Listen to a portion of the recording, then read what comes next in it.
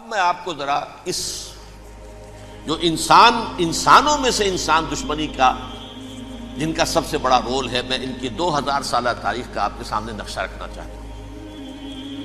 ان 1400 سال کا تو میں نے صرف 4 آپ کو پوائنٹس بتائے۔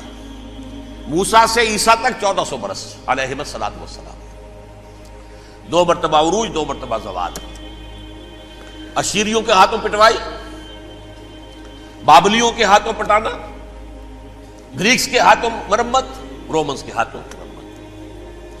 یہ جو 2000 سال ہے، کیونکہ اب تو ظاہر بات ہے 21ویں صدی شروع ہو گئی، 20 صدیاں حضرت مسیح کو پوری ہو گئی۔ پہلی بات نوٹ کیجئے، حضرت مسیح کی پیدائش ہے سن 1 قبل مسیح۔ یہ نقطہ آپ نے کبھی سنا ہے یا نہیں؟ جب ملینیم کا سلسلہ شروع ہوا تھا پچھلے سال، تو میں نے بیان کر دیا تھا کہ ایک عجیب حساب کے اندر انہوں نے غلطی کی ہوئی ہے۔ حضرت مسیح کی پیدائش ہوئی 25 دسمبر کو، سن انہوں نے شروع کر دیا، جو اس کے بعد جنوری آئی تو پہلا سال شروع ہو گیا۔ اگر جنوری سے پہلا سال شروع ہوا تو یہ 6 دن جو ہے تو اس کے پچھلے سال میں تھے، لہذا کہا جائے گا کہ Jesus Christ was born 1 year before Christ, BC۔ تو 1 قبل مسیح میں حضرت مسیح کی پیدائش ہوئی۔ یہ آخری اسرائیلی نبی اور رسول۔ یہودی علماء کی مخالفت، دشمنی، سولی پر چڑھوا دینا میں بیان کر چکا ہوں۔ سن 33 عیسوی میں، جبکہ حضرت مسیح کی عمر 33 برس تھی، اللہ تعالیٰ نے انہیں زندہ آسمان پر اٹھا لیا، لیکن یہودیوں نے اپنے خیال کے مطابق انہیں سولی پر چڑھوا دیا، ان کی موت واقع ہوئی۔ اگرچہ اس کے بعد یہ اختلاف ہے ان میں، یہودی کہتے ہیں وہ سولی پر چڑھ گیا، ختم ہوا، مر گیا۔ عیسائی کہتے ہیں نہیں، انتقال ہوا ہے مسیح کا صلیب پر، لیکن پھر وہ دوبارہ زندہ ہو گئے ہیں۔ ان کی لاش ایک غار میں رکھ دی گئی تھی، وہاں ریزریکشن ہو گیا، ان کا باعث بعد الموت وہی ہو گیا، اور پھر انہیں اللہ نے زندہ آسمان پر اٹھا دیا۔ تو ہمارے اور عیسائیوں کے درمیان نوٹ کر لیجئے، یہ چیز مشترک ہے کہ حضرت مسیح آسمان پر زندہ اٹھائے گئے۔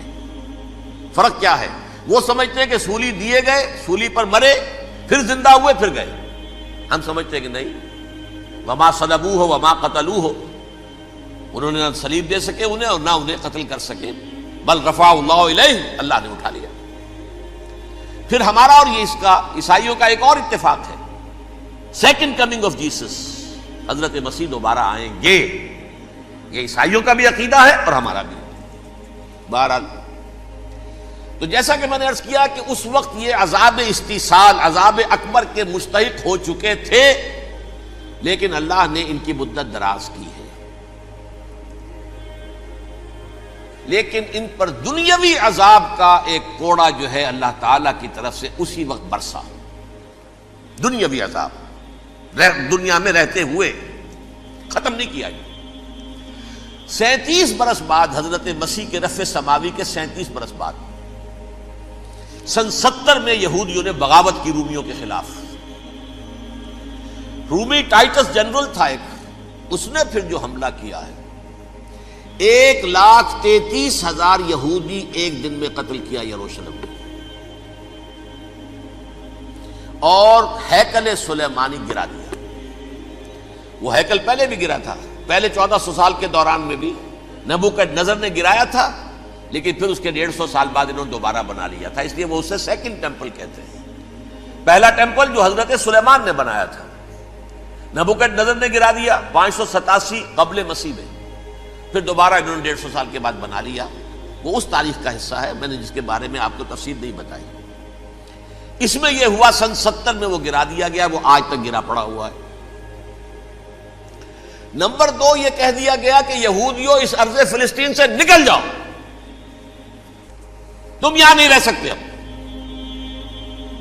لہذا جس کا جہاں سینگ سمایا چلا گیا، یورپ میں چلے گئے، ایشیا میں آ گئے، عرب میں آ گئے، یہ 3 قبیلے جو رات بھی میں نے عرض کیا تھا، بنو قینقاع، بنو نذیر اور بنو قریظہ، یہ وہاں سے آ کے مدینے میں آباد ہو گئے۔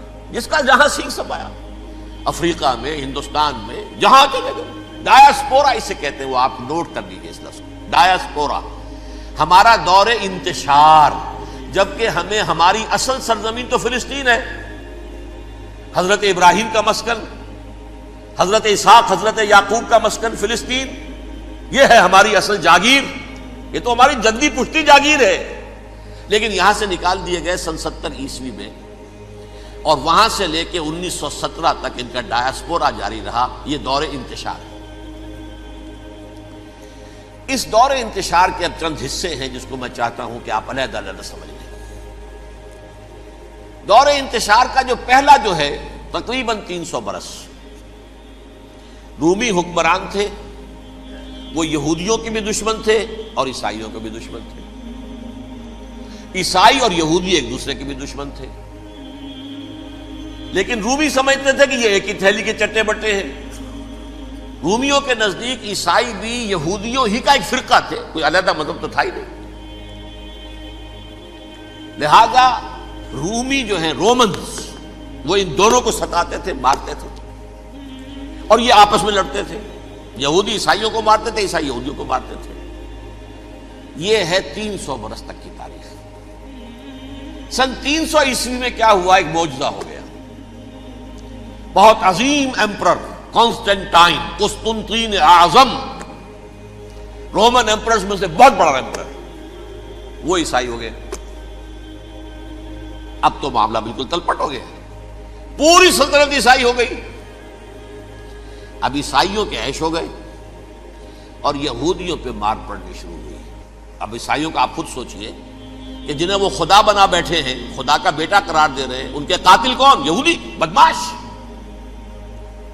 لہذا ان کی وہ پٹائی شروع ہوئی ہے یورپ میں، پوری رومن امپائر میں انہیں ذلیل کیا گیا، شہروں میں آمد بند، علیحدہ رہو، گھیٹوز کے اندر رہو۔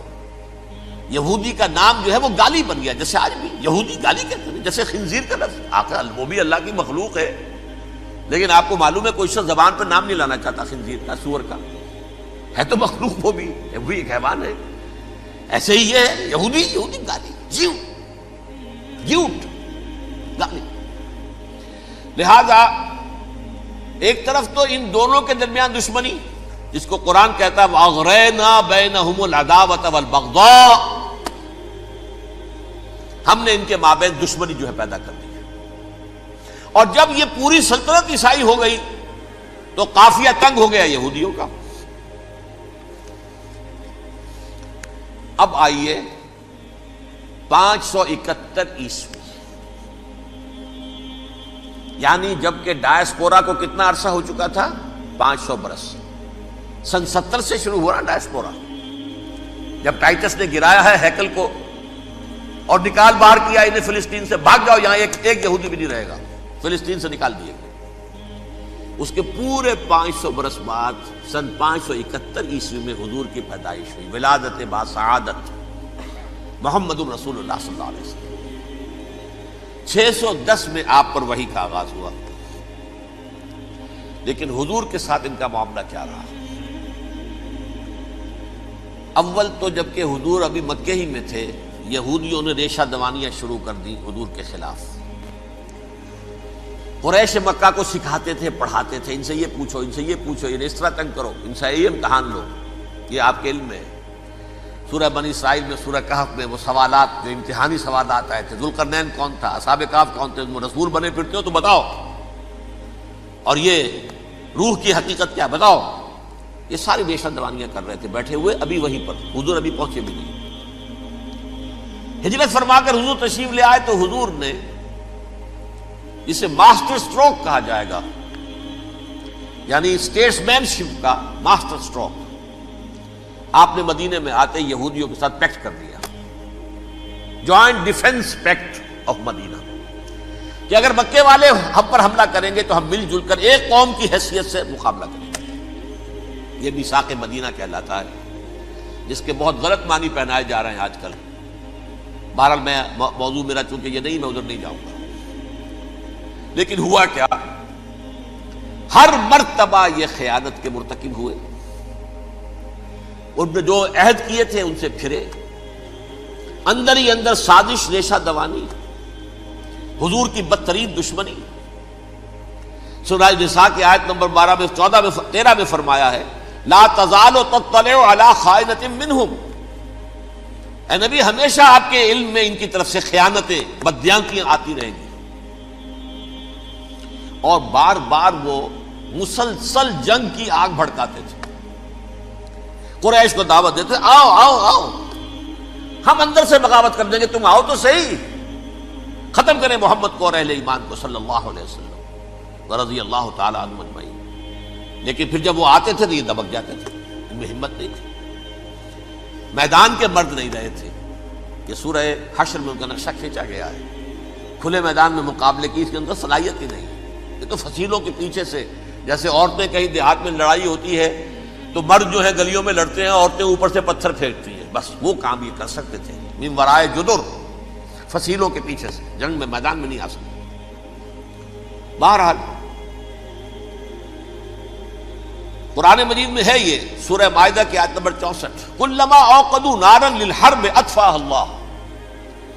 اکثر و بیشتر مواقع پر تو یہ جب آگ بھڑکاتے تھے جنگ کی، اللہ اسے بجھا دیتا تھا. لیکن بہرحال اس کے باوجود جنگیں ہوئی، غزوہ بدر، غزوہ احد ہوئی کہ نہیں؟ یہ ساری اس اصل شرارت میں. اور اس کے نتیجے میں حضور نے پھر ایک ایک کر کے 3 قبیلوں کو سزا دی. غزوہ بدر کے فوراً بعد بنو قینقاع نکالے گئے مدینے سے، غزوہ احد کے فوراً بعد بنو نذیر نکالے گئے، اور غزوہ احزاب کے بعد بنو قریظہ نکال دیے گئے. یہ تو میں نے آپ کے سامنے رکھ دیا صرف حضور کے زمانے میں ان کا کیا رویہ رہا. دشمن، رات بھی ہم نے وہ آیت پڑھی تھی، لَتَجِدَنَّ أَشَدَّ النَّاسِ عَدَاوَةً لِلَّذِينَ آمَنُوا الْيَهُودُ وَالَّذِينَ أَشْرَكُوا. اہل ایمان کی دشمنی میں شدید ترین تم پاؤ گے یہودیوں کو اور مشرکین. مشرکین بھی بعد میں ہے، پہلے یہودی. حضور کے بعد کیا ہوا اب یہ نوٹ کیجئے. یہ ان کی تاریخ کا دوسرا دور. حضرت عمر رضی اللہ تعالیٰ عنہ قائد خلافت ہے. بیت المقدس کا محاصرہ کیا گیا، فصیل بڑی اونچی، شہر اندر سے سیلف سفیشینٹ، حملے کا راستہ کوئی نہیں. محاصرہ طول کھینچ رہا ہے لیکن ان کے پاس رسد بھی موجود ہے، پانی بھی موجود ہے، وہ دروازے بند کر کے بیٹھے ہوئے ہیں. بالآخر اللہ تعالیٰ کی مشیت کا ظہور کیسے ہوا؟ ان کے کچھ علماء آئے فصیل پر، کہا دیکھو مسلمانوں، تم قیامت تک بھی یہاں پڑے رہو گے محاصرہ کر کے، ہمارا یہ شہر فتح نہیں ہوگا. ہاں ایک درویش بادشاہ کے ہاتھوں یہ شہر فتح ہونا ہے، لیکن تمہارے اندر ہمیں وہ نظر نہیں آ رہا. ابو عبیدہ بن الجراح رضی اللہ تعالی عنہ، امین هذه الامہ، ان کا فوراً ذہن گیا وہ درویش بادشاہ مدینے میں بیٹھا ہوا ہے عمر رضی اللہ تعالی. اب ایک اور عمر بھی ہے جو قندھار میں بیٹھا ہے. نقشہ وہی ہے، سادگی کی حد تک نقشہ وہی ہے، بالکل وہی، اپنی آنکھوں سے دیکھا ہے وہی سادگی. عمر اول، عمر ثانی تھے عمر بن عبد العزیز. اب ایک اللہ کے فضل سے اللہ تعالیٰ ایدہ اللہ بنصرتہ، اللہ تعالیٰ ان کی نصرت فرمائے، دشمنوں کو ان کے مقابلے میں نیست و نابود کرے. انہوں نے ریکویسٹ بھیج دی کہ حضور تشریف لائیے، یہ شہر فتح ہو جائے گا. وہ ہے سفر تاریخی، اتنا طویل سفر، تقریباً 700 میل، ایک اونٹ، ایک خادم، ایک منزل پہ امیر المومنین اوپر بیٹھے، خادم آگے چل رہا ہے، اگلی منزل پہ خادم اوپر بیٹھا ہے، امیر المومنین آگے جا رہے ہیں. اور جب پہنچے ہیں تو وہ باری تھی خادم کی. انہوں نے ہاتھ جوڑ دیا، حضور خدا کے لیے تم کیا کہیں گے لوگ، وہ میرا برا حال کر دیں گے، تمہیں شرم نہیں آئی؟ امیر المومنین پیدل آگے چل رہے ہیں نکیل پکڑ کر، اور تم بیٹھے ہو اوپر براجمان ہو. حضرت عمر فرمایا الدور دورک، نہیں باری تمہاری ہے، بیٹھ. اس حال میں پہنچے ہیں. اور پھر یہ کہ ابو عبیدہ بن الجراح آئے ہیں، استقبال کیا ہے تو دیکھا ہے اس حال میں چلے آ رہے ہیں. عمر نکیل پکڑے ہوئے چلے آ رہے ہیں، اور کہتے ہیں کہ کہیں کیچڑ ویچڑ تھا، جوتے خراب ہو گئے تھے، وہ بھی اتار کے ہاتھ میں پکڑے ہوئے، کپڑے تو تھے ہی پھٹے ہوئے. انہوں نے کہا بھی حضرت ابو عبیدہ نے، دیکھیے یہ بڑا متمدن ملک ہے، بڑا مہذب علاقہ ہے یہ، آپ ذرا حلیہ اپنا درست فرما لیں تب جا کے پیش ہم آپ کو کریں گے. آپ نے فرمایا نحن قوم اعزنا اللہ بالاسلام، ہم وہ قوم ہیں جنہیں اللہ نے عزت دی ہے اسلام کے ذریعے سے، کپڑوں کے ذریعے سے نہیں، دولت کے ذریعے سے نہیں۔ اسی حال میں گئے ہیں، اوپر سے انہوں نے کھڑے ہو کر نشانیاں دیکھی ہیں، اپنی کتابیں کھولی، ہاں یہ وہی ہے، اچھا لو جی سرنڈر، شہر تمہارے ہاتھ میں۔ خون کا ایک قطرہ نہیں بہا اور بیت المقدس فتح ہو گیا۔ لیکن اس وقت حضرت عمر نے ایک نرمی یہ کی کہ یہودیوں کے لیے بھی اسے اوپن سٹی قرار دے دیا۔ یہ احسان عظیم حضرت عمر کا، اس سے پہلے یہودی آ ہی نہیں سکتا تھا، داخل ہی نہیں ہو سکتا تھا، وہاں وہ آ کر وزٹ نہیں کر سکتا تھا، زیارت نہیں کر سکتا تھا اپنے مقدس مقامات کی۔ حضرت عمر نے یوں سمجھیے کہ تقریباً 550 برس کے بعد ان کے لیے راستہ کھولا ہے کہ ہاں تم آ سکتے ہو، زیارت کر سکتے ہو۔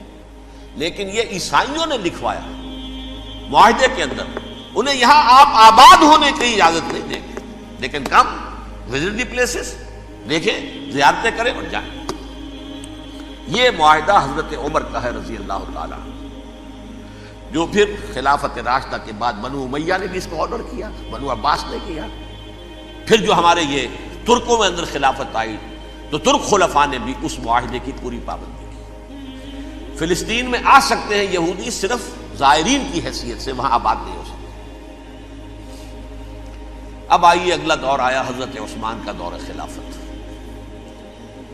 یہ ہے وہ وقت کہ اب یہود نے امت مسلمہ کی پیٹھ میں چھرا گھونپا۔ وہ کیسے؟ ایک یہودی عبداللہ ابن سبا اسلام کا لبادہ اوڑھ کر آ گیا،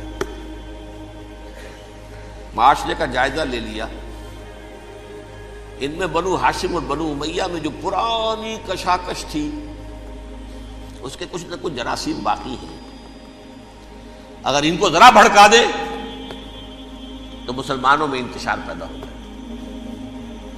کہا یہ عثمان کون ہے؟ یہ تو بنو امیہ میں سے ہے، یہ حق تو بنو ہاشم کا ہے، خلافت ان کے پاس ہونی چاہیے، محمد کے تو رشتہ دار وہ ہیں صلی اللہ علیہ وسلم۔ عوام الناس کے اندر بات پھیلنی شروع ہوئی۔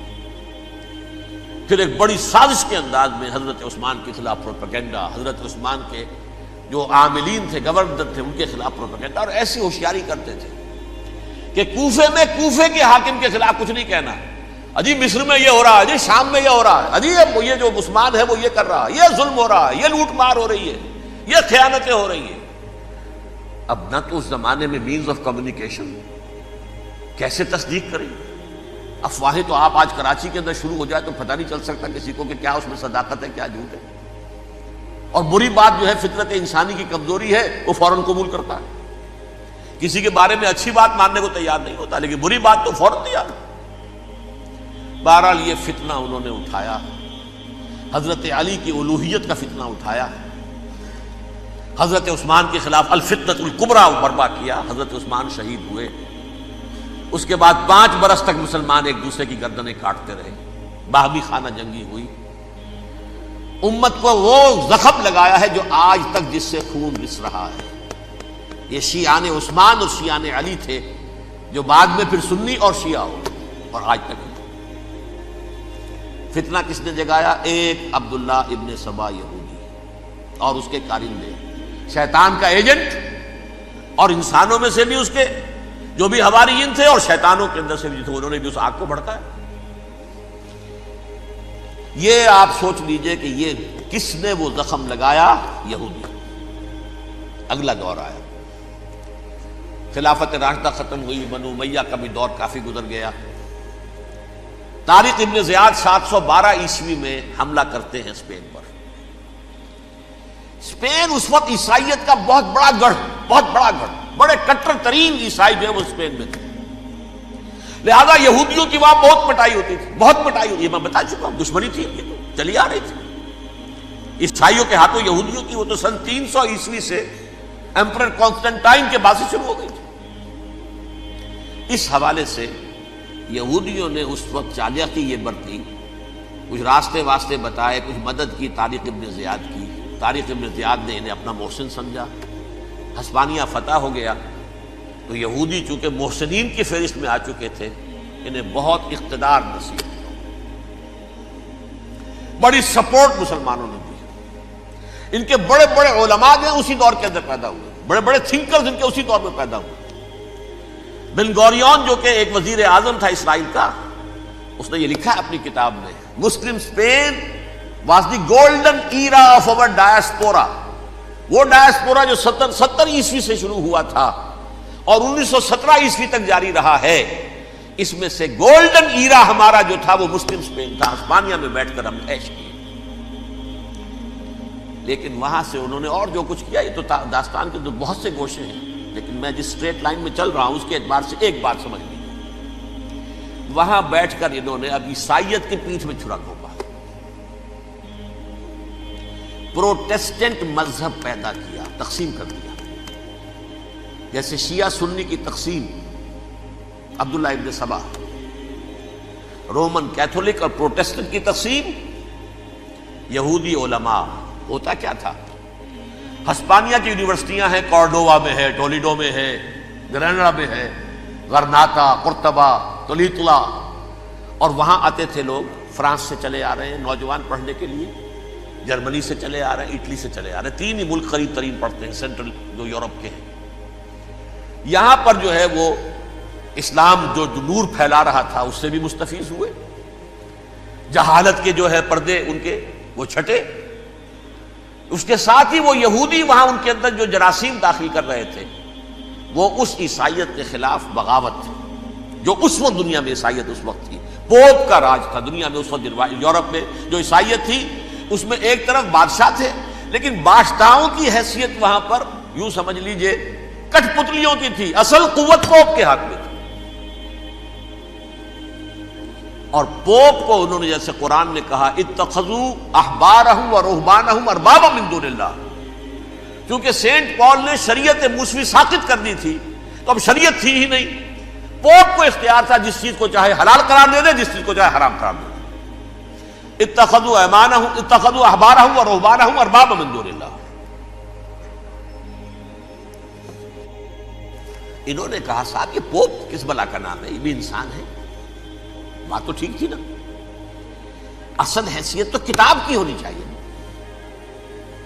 ڈیوائن بک، دی ریویلڈ اسکرپچر، لہذا یہ کتاب ہر شخص پڑھ سکتا ہے، کوئی پوپ کے باپ کو جو ہے کوئی اس کے لیے پروپرائٹری رائٹس تو نہیں ہے کہ صرف پوپ پڑھ سکتا ہے یا پادری پڑھ سکتے ہیں، ہم بھی پڑھ سکتے ہیں، ہم بھی سمجھ سکتے ہیں۔ یہ باتیں تھی کہ جن کو بڑھا چڑھا کر بیان کر کے اور پوپ کا اقتدار ختم کرا دیا اور توجہ مرکوز کر دی بائبل کی طرف۔ اب بائبل میں بڑا حصہ تو اولڈ ٹیسٹامنٹ کا ہے، نتیجہ کیا ہوا، یہود کی عظمت پروٹیسٹنٹس کے نزدیک مسلم ہو گئی۔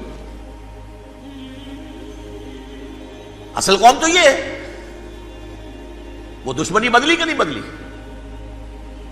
موسیٰ کے امتی یہ ہے، تورات موسیٰ کو دی گئی، ابراہیم کی نسل یہ ہے، لہذا وہ جو دشمنی تھی، جو عداوت تھی کہ ہمارے خدا کو سوری چڑھانے والے ہیں یہ بدماش، اس کا ازالہ ہوا اس پروٹیسٹنٹ مذہب کے نتیجے میں۔ یہ میں اب آپ کو بتاتا ہوں کہ ایک نتیجہ وہ نکلا ہے جسے برٹرنڈ رسل نے بیان کیا ہے، اس کی کتاب ہے ان پریز آف آئیڈلنس، صفحہ 108۔ وہ لکھتا ہے the Christians retaining the Judaic belief in special revelation added to it the Roman desire for worldwide domination and the Greek taste for metaphysical subtleties. The combination produced the most fiercely persecuting religion that the world has yet known. یہ 3 چیزیں آ کر عیسائیت میں مل گئی۔ ایک تو جب یہ اولڈ ٹیسٹامنٹ جو ہے وہ ان کے ہاتھ میں آ گئی، اور اس کے میں کچھ آپ کو بتا دیتا ہوں کہ اولڈ ٹیسٹامنٹ کی تعلیمات، کیونکہ یہ اولڈ ٹیسٹامنٹ جو ہے یہ محرف تھی، اصل تورات تو گم ہو گئی تھی 587 قبل مسیح میں، جب پہلی مرتبہ ہیکل جو ہے تباہ ہوا ہے اس وقت ختم ہو گئی تھی۔ اس کے کوئی 150 سال کے بعد انہوں نے یادداشتوں سے مرتب کر کے لکھی ہے، اب اس میں ان کے اپنے خیالات، اپنے امانی، اپنی توجیحات وہ شامل ہو گئی۔ لہذا میں آپ کو حوالے دیتا ہوں، اس کتاب کے اندر مظالم کی جو تعلیم دی گئی ہے، اہل کتاب نے اپنے مظالم قتل عام کے جواز کے لیے تورات میں تبدیلیاں کی اور پیغمبروں پر دہشت ناکی اور بدترین حرام کاری کے الزامات لگائے. سنیے، پہلا حوالہ ہے یہ گنتی باب 31 آیات 17-18. اس لیے ان بچوں میں جتنے لڑکے ہیں سب کو مار ڈالو، اور جتنی عورتیں مرد کا منہ دیکھ چکی ہیں ان کو بھی قتل کر ڈالو، لیکن ان لڑکیوں کو جو مرد سے واقف نہیں اور اچھوتی ہیں اپنے لیے زندہ رکھو. یہ کسی اللہ کی کتاب کا یہ جملہ ہو سکتا ہے؟ کسی ریویل بک کا؟ اور سنیے، یہ ہے استثناء ڈیٹرانومی باب 20 آیت 16-18. پر ان قوموں کے شہروں میں جن کو خداوند تیرا خدا میراث کے طور پر تجھ کو دیتا ہے، کسی ذی نفس کو جیتا نہ بچا رکھنا، جیسا خداوند تیرے خدا نے تجھ کو حکم دیا بالکل نیست کر دینا. مرد، عورتیں، بچے، بوڑھے سب ختم. یہ کتاب مقدس ہے. اور سنیے، سموئیل باب 27 آیت نمبر 9. اور داؤد نے اس سرزمین کو تباہ کر ڈالا اور عورت مرد کسی کو جیتا نہ چھوڑا. نمبر 4، ان سب آباد شہروں کو ماں، عورتوں اور بچوں کے بالکل نابود کر ڈالا. کتاب استثناء باب 3 آیت 6. یہ ہے جو کہہ رہا ہے برٹرنڈ رسل، کرسچینٹی میں آ کر یہ تین چیزیں شامل ہو گئی. ایک تو یہ باربیرین یہ تعلیم جو ہے، اور یہ مذہب کے نام پہ تعلیم، یہ کتاب مقدس کی تعلیم. نمبر 2، رومنز کے اندر جو ایک تمنا تھی ورلڈ ڈومینیشن کی، وہ عیسائیت کے اندر آ گئی. اس لیے کہ پوری رومن امپائر جو ہے عیسائی ہو گئی، تو اسے وراثت کے اندر ورلڈ ڈومینیشن کی جو ایک تمنا تھی وہ مل گئی. اور پھر یہ کہ انہوں نے جو توہمات تھے یونانیوں کے، ان کو بھی اپنے ہاں مختلف شکلوں کے اندر جمع کر لیا. ان تین چیزوں کا the combination produced the most fiercely persecuting religion that the world has yet known. اس کے نتیجے میں دنیا میں تاریخ انسانیت کے اندر جو بدترین خوخار ترین مذہب ہو سکتا ہے وہ شکل عیسائیت نے اختیار کی. اور اس کا مظہر عتم کیا تھا؟ نوٹ کیجیے، صلیبی جنگیں. ایک بار ٹائم ٹیبل کے اعتبار سے نوٹ کر لیجئے گا. فرسٹ ملینیم ختم ہوا، سیکنڈ شروع ہوا. ان کے 1000 سال ختم ہوئے تو 11ویں صدی میں سیکنڈ ملینیم شروع ہوا، تو پہلی صلیبی جنگیں ہوئی. لاکھوں مسلمان قتل کیے. صرف یروشلم کے اندر اتنا خون بہایا ہے کہ خود ان کے ہسٹورینز لکھتے ہیں کہ جب ان صلیبیوں نے جب گھوڑوں کے ساتھ وہ چل رہے تھے گلیوں میں، تو ان کے گھوڑوں کے گھٹنوں تک خون کی ندی بہ رہی تھی. جہاں سے گزرے ختم کرتے چلے گئے، آبادیاں کی آبادیاں ختم کر. اگرچہ اس کروسیڈ میں گیہوں کے ساتھ گھن بھی پسا، یہودی بھی بہت مارے گئے. یہ فرانس سے، جرمنی سے جب یہ کروسیڈرز آ رہے تھے، 3000 میل کا سفر طے کر کے آئے تھے. سوچئے تو صحیح. اربن ثانی پوپ جو تھا، آگ لگا دی تھی اس نے پورے یورپ کے اندر. شرم سے ڈوب مرو، تمہارے مقدس علاقے مسلمانوں کے ہاتھ میں. انفیڈلز، یہ کافر، یہ مرتد، یہ ملحد. مسیح جہاں پیدا ہوا، مسیح کو جہاں سولی دی گئی، وہ کہاں ہے؟ ان کے ہاتھ میں. وہ آگ لگائی ہے. 3000 میل کا فاصلہ طے کر کے یہ لوگ قومیں آئی ہیں، اور جو تباہی مچائی ہے تاریخ انسانی میں ایسی بربریت کی کوئی مثال. اور یہ ان کے اپنے ہسٹورینز لکھتے ہیں. شرم کے مارے ایسے محسوس ہوتا ہے جیسے ان کی گردنیں جھکی جا رہی ہیں.